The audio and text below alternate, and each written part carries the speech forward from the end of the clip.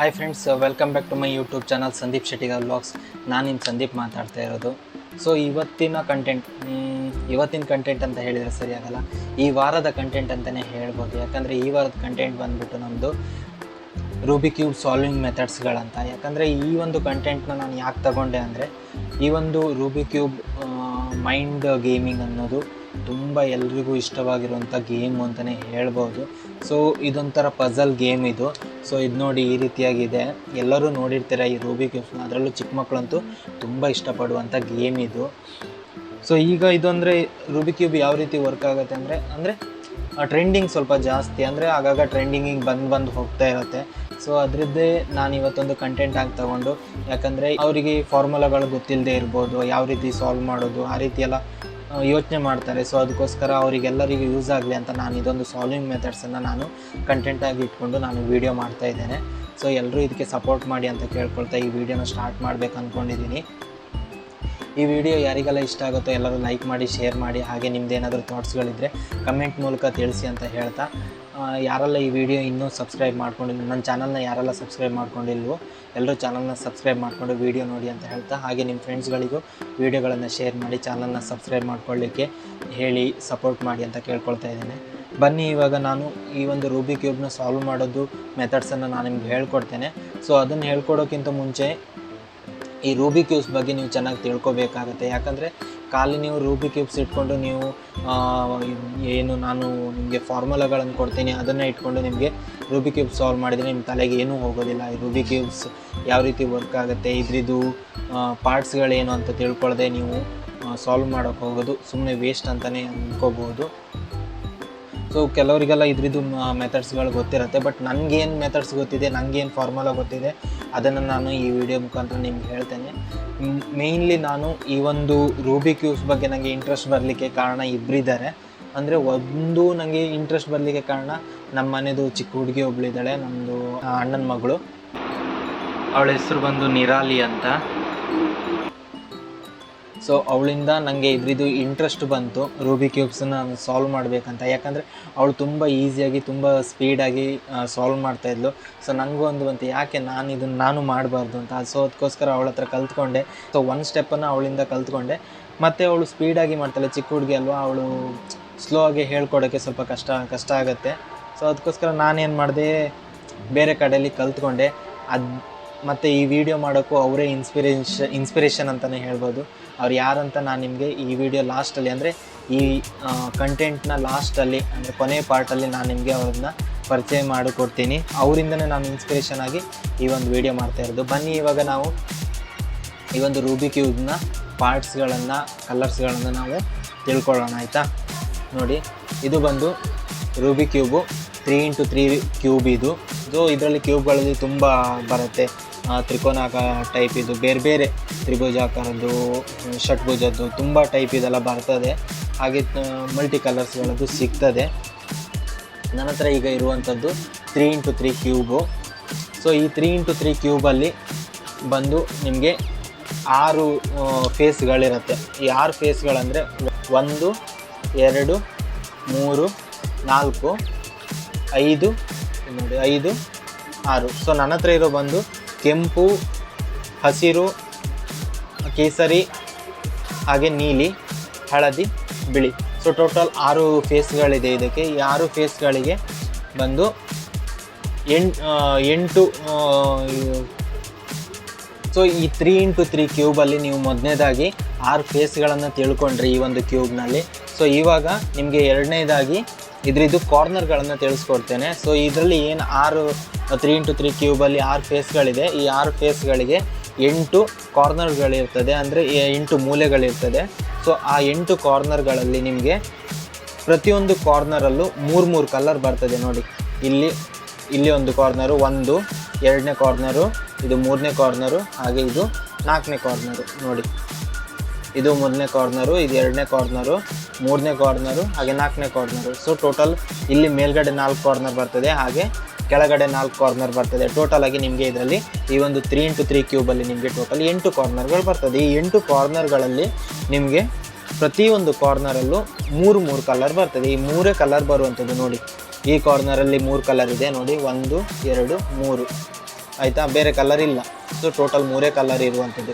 ಈ ಕಾರ್ನರಲ್ಲೂ ಅಷ್ಟೇ ಎಲ್ಲ 3 ಕಲರ್ ಇದೆ ನೋಡಿ, ಬೇರೆ ಬೇರೆ ಕಲರ್ಗಳಿದೆ 3. ಒಟ್ಟು ಟೋಟಲ್ ಮೇಲ್ಗಡೆ 4 ಕಾರ್ನರಲ್ಲೂ ಬೇರೆ ಬೇರೆ ಕಲರ್ ಇದೆ. ಹಾಗೆ ಅದೇ ಥರ ಕೆಳಗಡೆ 3 ಕಾರ್ನರಲ್ಲೂ ಬೇರೆ ಬೇರೆ ಕಲರ್ಗಳಿದೆ. ಟೋಟಲಾಗಿ 3 ಕಲರಲ್ಲೂ ಒಂದೊಂದು ಕಾರ್ನರಲ್ಲೂ 3 ಕಲರ್ ಇದೆ. ಹೌದಾ, ಸರಿ. ನೋಡಿದ್ರಲ್ಲ, ಇವಾಗ 8 ಕಾರ್ನರ್ಗಳಾದಮೇಲೆ ಆ ಕಾರ್ನರ್ಗಳ ನಂತರ ಅಂದರೆ ಆ ಕಾರ್ನರಿನ ಮಿಡ್ಲಲ್ಲಿ ಒಂದು ಮಿಡ್ಲ್ ಕಾಯಿನ್ ಬರುತ್ತೆ. ಸೊ ಅದರಲ್ಲಿ ನಿಮಗೆ 2 ಕಲರ್ ಬರ್ತದೆ. ಏನು ಕಾರ್ನರಲ್ಲಿ 3 ಕಲರ್ ಬಂದರೆ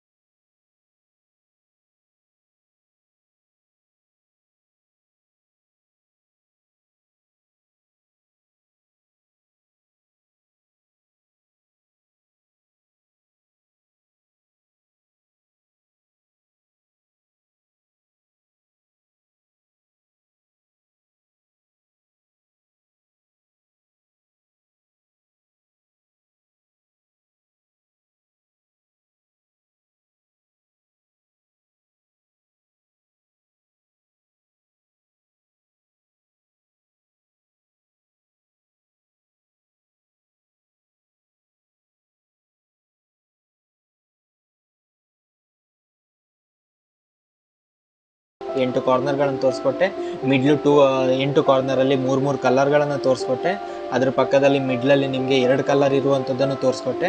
ಅದಾದಮೇಲೆ ಈ 6 ಫೇಸ್ಗಳಲ್ಲೂ ಪ್ರತಿಯೊಂದು ಫೇಸಲ್ಲೂ ಮಿಡ್ಲಲ್ಲಿ ಒಂದೊಂದು ಕಲರ್ ಬರ್ತದೆ ಅನ್ನೋದನ್ನು ತೋರಿಸ್ಕೊಟ್ಟೆ. ಸರಿನಾ? ಟೋಟಲ್ 6 ಕಲರ್ ಇರುತ್ತದೆ. 6 ಬೇರೆ ಬೇರೆ ಕಲರು, ಅದು ಯಾವತ್ತೂ ಚೇಂಜ್ ಆಗಲ್ಲ. ಅದು ಮಿಡ್ಲಲ್ಲೇ ಇರ್ತದೆ. ಅದನ್ನು ಮಿಡ್ಲಲ್ಲೇ ಯೂಸ್ ಮಾಡಬೇಕಾಗತ್ತೆ. ಅದು ಯಾವುದೇ ಕಾರಣಕ್ಕೂ ಎಲ್ಲೂ ಮೂವ್ ಆಗಲ್ಲ. ನಿಮಗೆ ಬೇರೆ ಕಾಯಿನ್ಗಳೆಲ್ಲ ಬೇರೆ ಬೇರೆ ಜಾಗಕ್ಕೆ ಹೋಗಿ ಸೇರಿದರೆ ನೋಡಿ, ಬೇರೆ ಬೇರೆ ಜಾಗಕ್ಕೆ ಹೋಗಿ ಸೇರಿದರೆ ಅದು ಮಾತ್ರ ನಿಮಗೆ ಅಲ್ಲೇ ಮಿಡ್ಲಲ್ಲೇ ಸಿಗ್ತದೆ ನಿಮಗೆ. ಅದು ಬೇರೆ ಎಲ್ಲೂ ಹೋಗೋದಿಲ್ಲ. ಸರಿನಾ? ಸೊ ಇದು ಬಂದು ಕ್ಯೂಬ್. ಇದಾದಮೇಲೆ ನಿಮಗೆ ಈ ಕ್ಯೂಬನ್ನು ಯಾವ ರೀತಿ ಹಿಡ್ಕೋಬೇಕು, ಸೊ ಇದಿಷ್ಟು ತಿಳ್ಕೊಂಡಾದ್ಮೇಲೆ ಈ ಕ್ಯೂಬನ್ನು ಯಾವ ರೀತಿ ಯೂಸ್ ಮಾಡೋದು, ನೀವೀಗ ಇದನ್ನು ಸಾಲ್ವ್ ಮಾಡಲಿಕ್ಕೆ ಯಾವ ರೀತಿ ಯೂಸ್ ಮಾಡೋದು ಅದನ್ನು ನಿಮಗೆ ಹೇಳ್ಕೊಡ್ತೇನೆ ಯಾವ ರೀತಿ ಅಂತ. ಸೊ ನಾವು ಯಾವಾಗಲೂ ಅಂದರೆ ನಾನು ತಿಳ್ಕೊಂಡಿರೋ ರೀತಿ ನಾನು ನಿಮ್ಗೆ ಹೇಳ್ಕೊಡ್ತಿದ್ದೇನೆ. ನಿಮಗೆ ಗೊತ್ತಿಲ್ಲ, ನಿಮಗೆ ಏನಾದರೂ ಇದಕ್ಕಿಂತ ಮುಂಚೆ ಈ ಕ್ಯೂಬ್ ಸಾಲ್ವ್ ಮಾಡೋದು ವಿಷಯ ಸಾಲ್ವ್ ಮಾಡುವಂಥ ಮೆಥಡ್ ಗೊತ್ತಿದ್ದರೆ ನೀವು ಅದು ಯಾವ ರೀತಿ ಮಾಡ್ತಿದ್ರೋ ಕಮೆಂಟ್ ಮುಖಾಂತರನೂ ತಿಳಿಸ್ಬೋದು. ಸೊ ನನ್ನ ಪ್ರಕಾರ, ನಾನು ತಿಳ್ಕೊಂಡಿರೋ ಪ್ರಕಾರ ನಿಮ್ಗೆ ಹೇಳ್ಕೊಡ್ತಿದ್ದೀನಿ ಅಷ್ಟೇ. ಸೊ ನೋಡಿ, ಕಾಣಿಸ್ತಾ ಇದೆಯಲ್ಲ, ನೋಡಿ ನಾವು ಯಾವತ್ತು ಇದನ್ನು ಹೀಗೆ ಹಿಡ್ಕೋಬೇಕಾಗತ್ತೆ. ಎಲ್ಲೋ ಮೇಲ್ಗಡೆನೇ ಇರಬೇಕು. ಸೊ ವೈಟ್ ಬಂದು ಯಾವಾಗಲೂ ಕೆಳಗಡೆ ಇರಬೇಕು. ವೈಟು ಕೆಳಗಡೆ ಇರಬೇಕು. ಎಲ್ಲೋ ಮೇಲ್ಗಡೆ ಇದ್ದರೆ ಇದ್ರ ಕೆಳಗಡೆ, ಎಕ್ಸಾಕ್ಟ್ ಕೆಳಗಡೆ ನಿಮಗೆ ವೈಟ್ ಕಲರ್ ಇರಬೇಕಾಗತ್ತೆ. ಸೊ ನಾವು ಕ್ಯೂಬನ್ನು ಯಾವಾಗಲೂ ಈ ರೀತಿಯಾಗಿ ಹಿಡ್ಕೋಬೇಕು. ಗೊತ್ತಾಯ್ತಾ? ಹೀಗೆ ಹಿಡ್ಕೋಬೇಕು. ನಿಮಗೆ ಈ ರೀತಿ ಯೂಸ್ ಮಾಡೋಕ್ಕೆ ತುಂಬ ಒಳ್ಳೆಯದಾಗುತ್ತೆ. ಈ ರೀತಿಯಾಗಿ ನೀವು ಯೂಸ್ ಮಾಡ್ಕೋಬೋದು. ಎಲ್ಲೇ ಇದು ಮಾಡಿದ್ರು ನೀವು ಯಾವುದೇ ರೀತಿ ತಿರ್ಸ್ಕೊಂಡ್ರು ನೋಡಿ, ಎಲ್ಲೋನ ಬೇರೆ ಎಲ್ಲೂ ತೊಗೊಂಡು ಹೋಗಬೇಡಿ, ಎಲ್ಲೋ ಮೇಲ್ಗಡೆನೇ ಇರಲಿ. ಆಯಿತಾ? ಇದು ನಿಮಗೆ ಕ್ಯೂಬನ್ನು ಸಾಲ್ವ್ ಮಾಡೋಕ್ಕೆ ತುಂಬ ಈಸಿ ಮೆಥಡ್ ಆಗಿರುವಂಥದ್ದು ಫಸ್ಟು. ತಿಳಿತಾ? ಸರಿ, ಓಕೆ. ಸೊ ಇದಿಷ್ಟು ತಿಳ್ಕೊಂಡ್ರಿ. ಇದಾದಮೇಲೆ ನಿಮಗೆ ಇದ್ರಿದು ಪಾರ್ಟ್ಗಳನ್ನು ನಾನು ಕೆಲವೊಂದು ಈ ಫಾರ್ಮುಲಾಕ್ಕೆ ಯೂಸ್ ಆಗುವಂಥ ಪಾರ್ಟ್ಗಳನ್ನು ನಾನು ನಿಮ್ಗೆ ಹೇಳ್ಕೊಡ್ತೇನೆ. ಅದು ಯಾವ ರೀತಿ ಅಂತ, ಅದು ಯಾವ್ದು ಅಂತ ಅದನ್ನು ಚೆನ್ನಾಗಿ ತಿಳ್ಕೊಳ್ಳಿ, ಚೆನ್ನಾಗಿ ನೆನ್ಪಿಟ್ಕೊಳ್ಳಿ. ಆಯಿತಾ? ಓಕೆ. ಬನ್ನಿ ಇವಾಗ ಇದ್ರದ್ದು ಎಲ್ಲನೂ ತಿಳ್ಕೊಂಡ್ರಿ. ಇವಾಗ ಫೇಸ್ಗಳನ್ನು ತಿಳ್ಕೊಂಡ್ರಿ, ಎಷ್ಟು ಫೇಸ್ಗಳು, ಎಷ್ಟು ಕಾರ್ನರ್ಗಳು, ಕಲರ್ಗಳು ಯಾವ್ದು ಎಲ್ಲೆಲ್ಲಿ ಎಷ್ಟೆಷ್ಟು ಕಲರ್ಗಳು ಬರ್ತದೆ ಎಲ್ಲ ತಿಳ್ಕೊಂಡ್ರಿ. ಮತ್ತು ಯಾವ ರೀತಿ ಹಿಡ್ಕೊಳ್ಬೇಕು ಅನ್ನೋದನ್ನು ತಿಳ್ಕೊಂಡ್ರಿ. ಇದಿಷ್ಟು ಆದಮೇಲೆ ನೀವು ಮುಖ್ಯವಾಗಿ ಕಲಿಬೇಕಾಗಿರೋದು ಫಾರ್ಮುಲಕ್ಕೆ ಯೂಸ್ ಆಗುವಂಥದ್ದು ಇದ್ರದ್ದು ಪಾರ್ಟ್ಗಳನ್ನು ಯಾವ ರೀತಿ ಕರೀತಾರೆ ಅಂತ, ಆಯಿತಾ.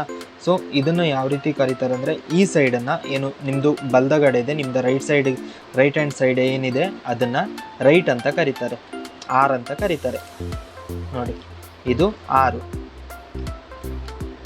ಇದು 6. ನಿಮ್ಮದು ಲೆಫ್ಟ್ ಹ್ಯಾಂಡ್ ಸೈಡ್ ಇರುವಂಥದ್ದು ಲೆಫ್ಟ್ ಹ್ಯಾಂಡ್ ಸೈಡ್ ಇರುವಂಥದ್ದು ಲೆಫ್ಟ್ ಅಂತ ಕರೀತಾರೆ, ಎಲ್ ಅಂತ ಶಾರ್ಟ್ ಆಗಿ ಕರಿಬಹುದು.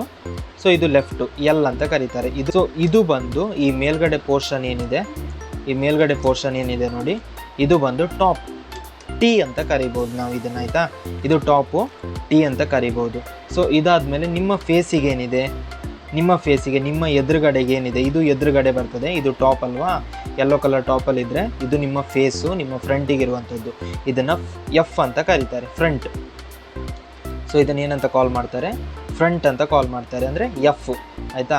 ಇದ್ರದ್ದು ಎಕ್ಸಾಕ್ಟ್ ಬ್ಯಾಕ್ ಸೈಡ್ ಇದೆ ನೋಡಿ, ಇದು ಫ್ರಂಟ್ ಆದರೆ ಇದು ಬ್ಯಾಕ್, ಬಿ ಅಂತ ಇದನ್ನು ಪ್ರೊನೌನ್ಸ್ ಮಾಡ್ತಾರೆ, ಆಯಿತಾ. ಇದು ಫ್ರಂಟ್ ಅಂತ ಪ್ರೊನೌನ್ಸ್ ಮಾಡಿದರೆ ಎಫ್ ಅಂತ ಪ್ರೊನೌನ್ಸ್ ಮಾಡ್ತಾರೆ.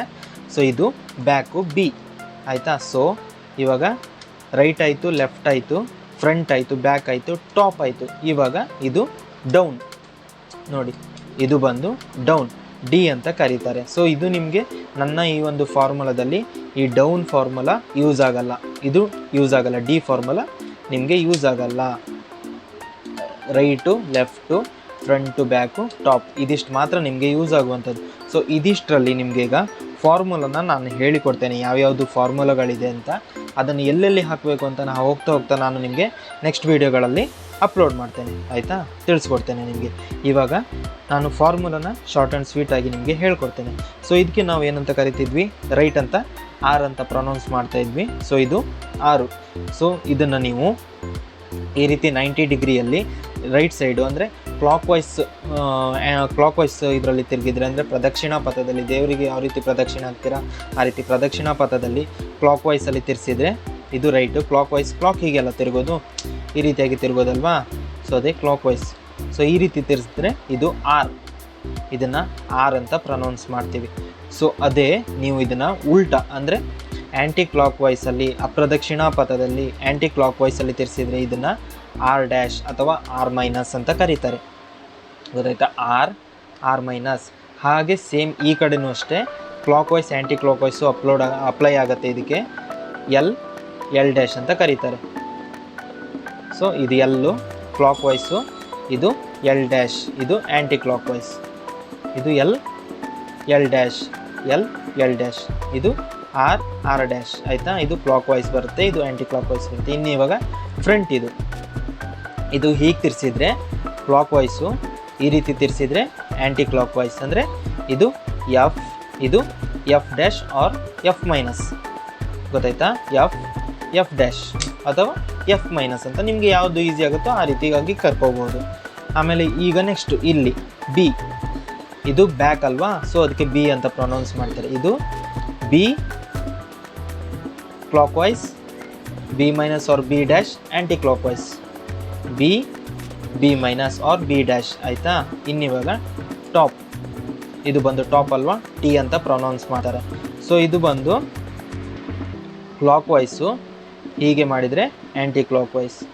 ನಿಮ್ಮ ರೈಟ್ ಸೈಡಿಗೆ ತಿರ್ಸಿದ್ರೆ ಕ್ಲಾಕ್ ವೈಸು, ನಿಮ್ಮ ಲೆಫ್ಟ್ ಸೈಡಿಗೆ ತಿರ್ಸಿದ್ರೆ ಆ್ಯಂಟಿ ಕ್ಲಾಕ್ ವೈಸ್, ಅಂದರೆ ಟಿ ಮೈನಸ್.